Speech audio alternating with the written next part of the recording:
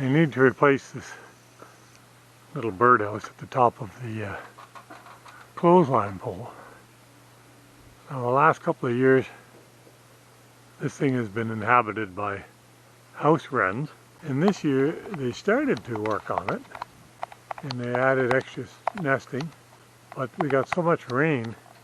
If you look to the left, the cheap material they put on their fiberboard is swelled and those pieces actually fell off. I like the design of that little birdhouse that was outside, but I don't like the quality of the materials. Now this is cedar. Anybody who knows anything about eastern white cedar is that it lasts for about 50 years if it's kept up off the ground. Now I originally chose this block. What I've seen other people do is they take and they split the block this way, right through, and then they hollow out the center and then they put it back together and they make themselves a birdhouse that way. But I don't want to do that. I want to keep the entire outside of the block to be one. Got hollow out the center. Now I suppose with great skill and dexterity with a chainsaw you could put this in a big vise and hollow some of that out with a chainsaw to whatever depth you want. But I come up with the idea of using this, and of course this is a hole saw which is designed to cut through fairly thin material and leave a big hole. But what I think I can do with this is to use it as a marker. And this is a 4-inch hole saw, so it'll cut in. I can take and cut it into the depth of this thing, which is about 2 inches. And then I think with a series of Forstner bits I can go around and hollow that out. And then when I get that hollowed out, I can take and I can put this in for another run. So I should be fairly easily be able to make a cavity inside here that's about 4 inches deep. And that should be plenty big enough. 4 inches by 4 inches should be plenty big enough for a little house wren. But I think this is too big. And even 4-inch cavity may be too big. Now I don't have a whole set of those things, but this one is 2.5 that I have bought for another reason, and it's a very good fit for here. So for those of you who don't know what a Forstner Bit is, it looks like that. And what it does is it will take material out. It'll just keep taking material out as you push this in with a drill press. And it leaves a very flat bottom and just a tiny little hole from the marker bit in the center. So I think with the combination of this to get me the depth and this to work it out and get what I want. So those are the tools. And then the plan is this is going to be the bottom, and I'm going to hollow it out from the bottom. We'll end up drilling a hole in here for the entrance. But I want to build kind of a similar one. Not exactly the same, but that's kind of going to be my design shape. And then the roof is simply, I'm simply going to, again, I want to leave the integrity of the block. And I just want to cut a very sharp, in the same design as that other birdhouse, make it like an A-frame. Something like that on this. So we're going to start with the hole saw.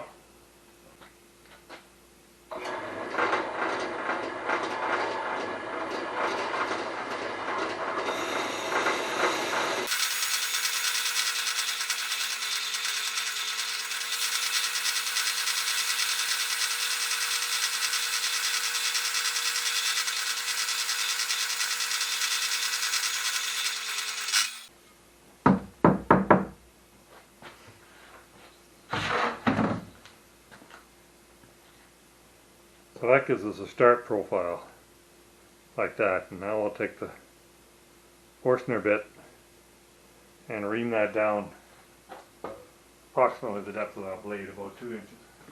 Anyway, let's switch bits.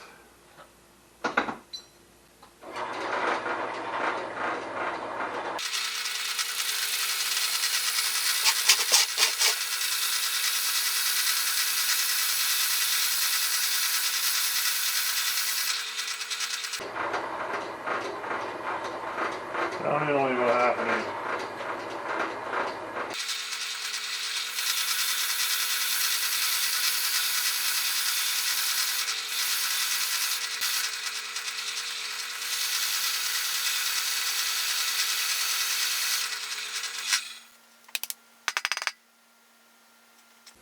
Now you can see that the Forstner bit is smaller, and I didn't get it exactly on center with the other bit, because it's cut pretty well right to the edge, but I've left a little bit here. So the trick is to try to chew that out.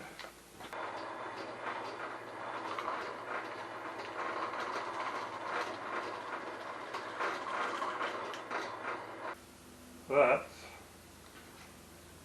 we're getting there. Do that a couple more times and that'll be it. Okay, so the cavity has been hollowed out and the bark's been peeled off. You can see the cavity depth is around 4 3/4 inches. It's time to mark the line where I want the roof line to come down. So the cavity is 4 3/4 inches. I'm marking this at 5 1/2. So I want my roof pitch to come down to about the 5 1/2 inch mark up from the bottom to stay away from the cavity.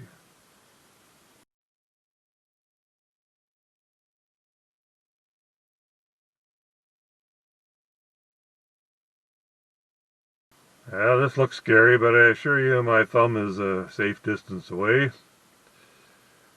And I'm doing it this way, hand bombing it, because I need a very sharp angle, and I can't set the miter any more than 45 degrees.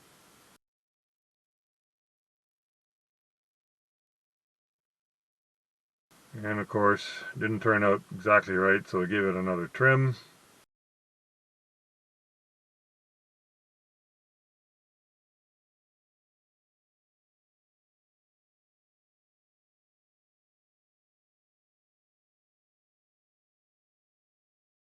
So we got our basic birdhouse here. I just need to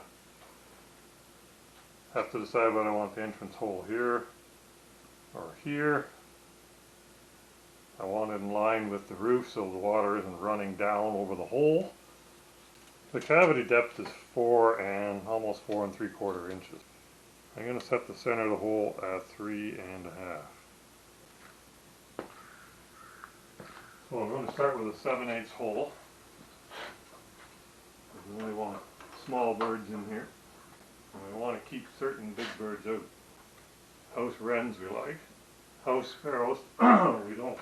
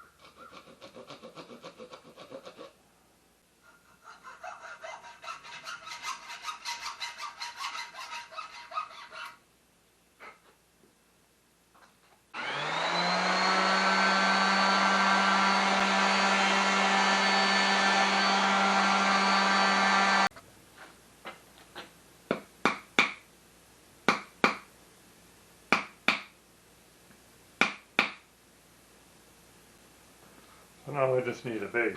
So I got the entrance hole, got the perch, roof's done. Just need a base. So the question is, should I use a piece of cedar? Or should I use a board, piece of plywood board?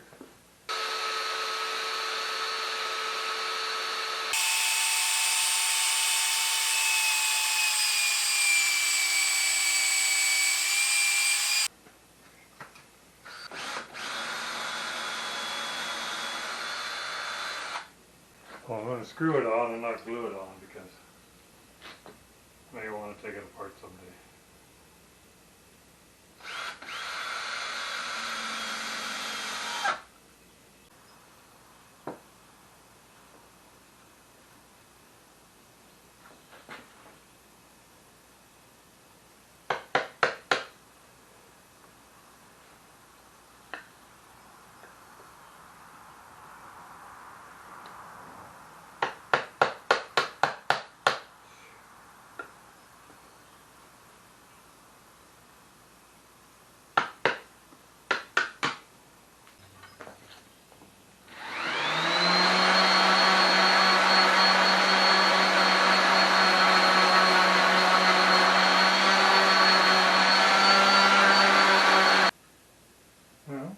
that's the birdhouse. I just gotta finish it. I've sanded this and I've got a good slope there, and I really don't have to do anything to that roof, but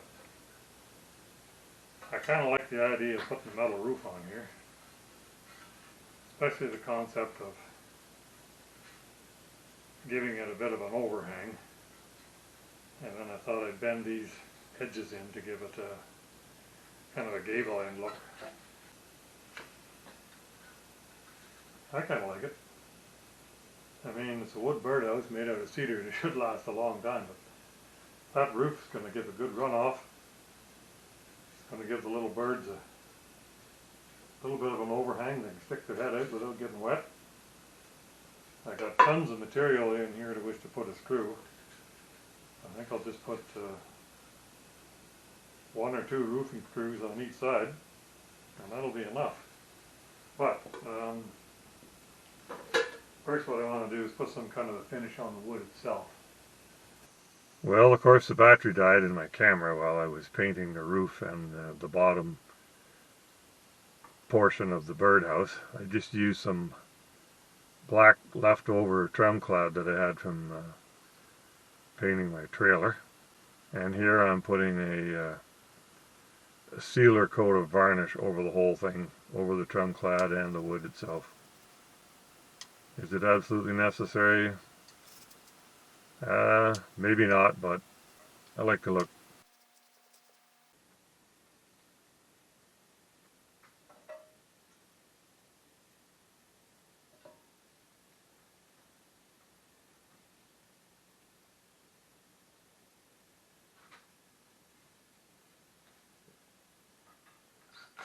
There's a lot of material in the top of that log to attach that roofing screw. So I'm only putting 1 roofing screw on each side. That's plenty.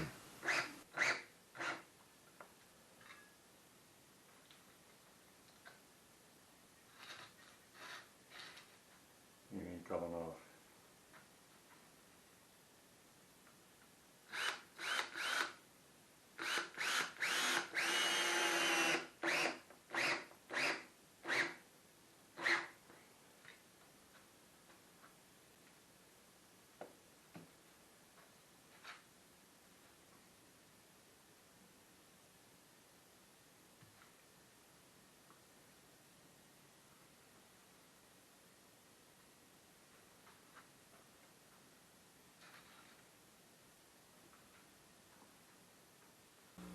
So here are the 2 birdhouses. Obviously the new one you watched me make, and this is the old one. Now they're kind of, I mean, other than the A-frame style, I guess they really don't look that much alike. But this is a heck of a lot better quality, a lot more durable. And I didn't really need to paint this little roof, but I decided I would.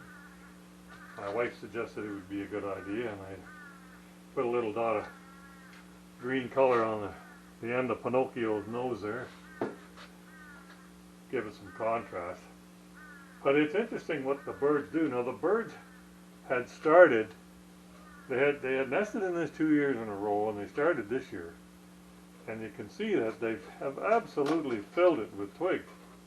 This thing has a big cavity. The cavity is all the way from here down to here. Much bigger. It's twice the size almost of the cavity I've got in this one. The opening is also bigger, but look at how many twigs they've got in there. And they do that on purpose to limit the size of the opening, because they're a small bird. So I'm pretty certain that the opening I have here, though quite a bit smaller than that one, will be big enough. Only time will tell. I think we've missed the boat this year on getting birds in it. But this one's done. It literally fell apart. 2 of these pieces came off because they had been glued on, and the glue let go from all the rain. And it's kind of a cute birdhouse. I had painted this stuff last year, and I added a vent, which I thought was kind of cool, and I put this base on it. But these roof pieces are just made out of fiberboard, and they literally disintegrated. That's not going to happen with this one. Well, there it is, folks.